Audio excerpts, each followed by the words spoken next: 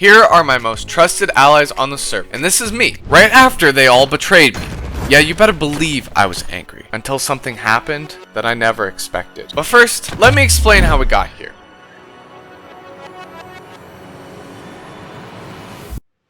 After endless betrayal and destruction, I promised our server I would put a stop to it. And since most of the destruction was at least partially my fault, who better to fix this problem than me? But the rest of the server was still understandably pretty angry at me, so I had to entrust the help of 4 new players: Ray, Lowell, Bug, and Ashley. Together we began creating the district to help unify the server. But despite all my efforts, it wasn't long before my district got blown up, Lowell betrayed me, and Ashley got killed.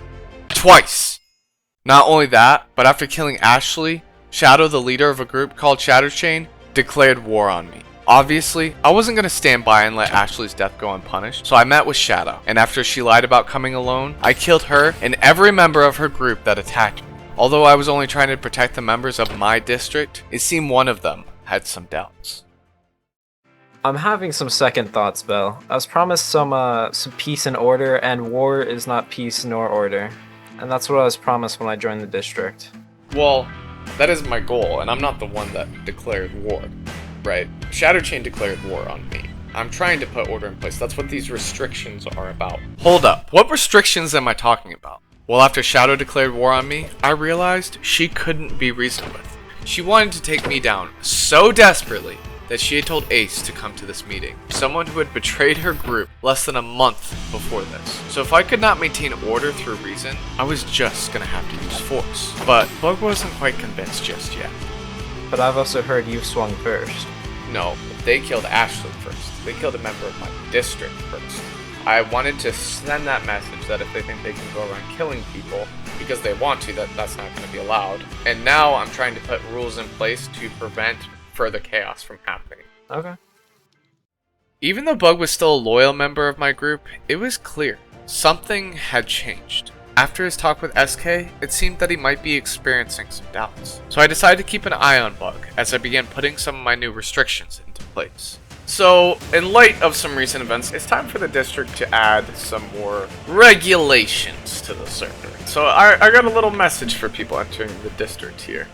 Now, while many of the restrictions had to do with the rules of the district that were being broken, I did have one new rule in particular. The area outside 1,000 by 1,000 is now considered restricted. Anyone who ventures outside of this border shall be punished. So why force people inside of 1,000 by 1,000? Well, it was more than just about keeping everyone inside of a restricted area. You see, all the end portals in our world were located outside of 1,000 by 1,000. And by keeping people inside, I could keep people from going to the end. But I'll have to get to the reasoning behind that later, because after placing my restrictions up for everyone to see, I stumbled upon an intriguing conversation between 2 of SKThree's members. See, that's to me, that's the beauty of SKThree versus the district. Is that with the district, if you're not fully with the district, you're against the district. I am gonna call a meeting probably for next week. Definitely. And just let everyone know the score. And I'm not even gonna be asking Shadow. I'm telling her this is what we're doing. Now, Tiger was second in command of SKThree behind Shadow. Was it possible she was trying to take over as leader of the group? And more importantly, was she trying to find a way to get her group to fight against my restrictions? In order to answer these questions, I decided to reach out to an ally of SKThree in order to get some more information. Alright, I think this is a good spot to have a convo. Yeah. Let's go down to my mine. It's probably the most private space. Let's see what you have to say. Been having a lot of meetings with Tiger, and she's basically said that she is the leader of SKThree. Because Shadow isn't here, Tiger has to step in as leader.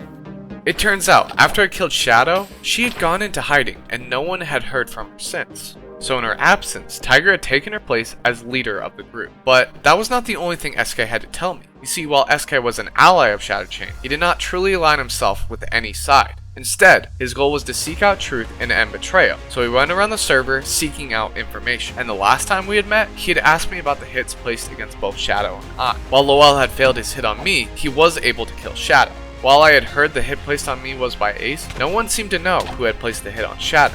But SK had something very different to tell me. I have taken a stance against backstabbing and lying, and I haven't lied to anybody yet. So I hope that there's a little bit more weight behind my words. So, what I will tell you about the hit, there's only one contract. But Shadow wasn't the original target. It was you. Shadow was just a backup. So somebody paid a netherite block just to have you killed. And it was somebody in the district. Now, SK wouldn't tell me who it was because he wanted to see if they would tell the truth once he confronted them. But I didn't really believe someone else in my group was a traitor until something happened that made me question everything.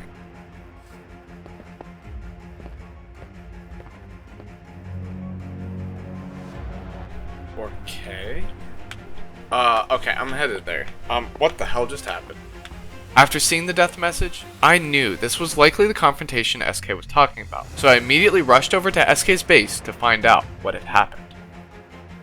Hello? Oh. Hey, Bell. It's Bug, What do you mean it's Bug? the person who called the hit. Something was off. I didn't believe Bug was a traitor, and I didn't understand why Bug would call a hit on me, so I went to meet with the one person left on the server I could trust. Didn't share this with you, but last week SK told me that there was a traitor in my group, but he wouldn't tell me who until he talked to them. Yeah. Well, you know who he just talked to. Wait, so you're saying Bug is a traitor? I'm saying that that is what SK is saying, but there's some things that don't quite add up for me. I think we confront Bug, we ask him to meet with us, and ask him to tell us what just happened, and if anything he says is differently from what, like SK said, then I think no. Yeah. So Ashley and I met up with Bug to find out what happened, but when we got there, he refused to tell us and insisted that we trust him. For a minute, I thought it might actually be true, but that's when I realized something. There was no possible way Bug would have called a hit against me. Not only was Bug one of the only people on the server who would have a chance to beat me at PvP, but he was the only one who knew where my end pearl stasis chamber was to escape the fight where Noelle had attempted to attack me. So why would Bug hire someone else if he was quite literally the only person who could have killed me and ensured that I wouldn't escape? This is when I noticed the strange nature in which both Bug and SK had died. Not only had they died together, which was highly improbable, but SK had gotten the achievement Not Quite 9 Lives, which is when you completely fill up a respawn anchor. Now, for anyone who's used respawn anchors before, you know, you don't have to completely fill it up to make it explode, and I knew SK was aware of this. Secondly, I knew Bug was good enough at PvP to avoid getting killed by a respawn anchor if SK had taken the time to completely charge it. On top of this was the probability that two of the best PvPers on the server forgot to replace their totems and both die at the same time. No, this was clearly a setup. And I also remembered Bug's loyalty to me was completely unwavering until the night he talked to SK. Bug was testing me to see if I trusted him, but for SK, he was trying to get me to betray one of my own. But who else was in on this plan? There was only one way to find out. There's a traitor that I've become aware of in your group. You're probably wondering why I would tell you that. A little. Well, it's because I thought this person was giving me information. But turns out, I think they've been trying to play both of us. And that's why I'm meeting with you here. SK has been giving me information for a while now. And I know he's not officially a part of your group, but we've been talking a little bit on the side.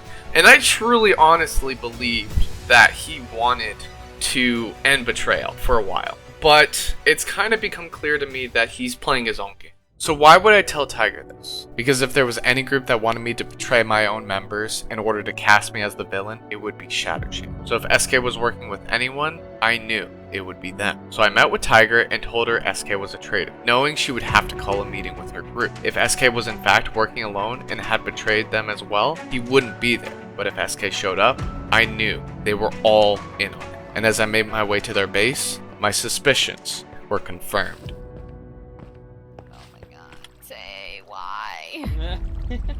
I feel like this is payback for the original. That's not good. That's not good. Not good, not good. Okay. Their meeting. After I narrowly escaped being detected, I decided I would still try to sneak into their base to overhear their plans. But when I got there, there was one final betrayal awaiting me.